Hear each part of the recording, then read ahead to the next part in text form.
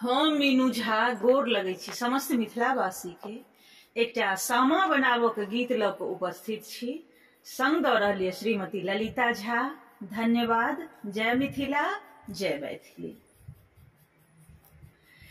दे बौरे कुम्हरा भैया डाला भरे सोनमा, डाला भरे सोनमा से गैर दी है ना, से गैर दी है ना।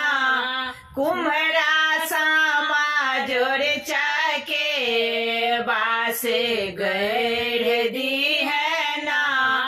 कुम्हरा सामा जोड़ चाके बा हम तोरा पूछिया बहनों से बड़ के बहनों, बहनों से छोट के बहनों के होय छै ना, से की होय छै ना गे बहनों सामा खेलाय के, से की होय छै ना गे चाके बा खेलाय के।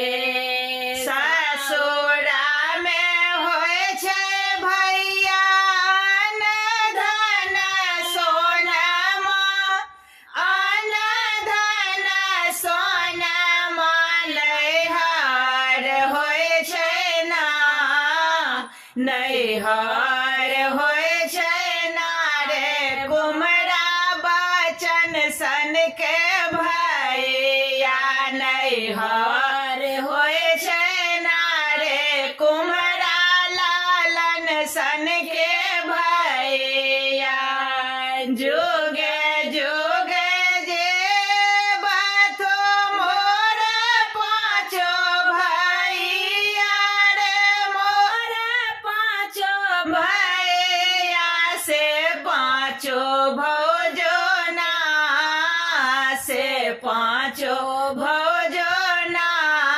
पहिरत कामिन सिंदूर बा से पाँचो भौ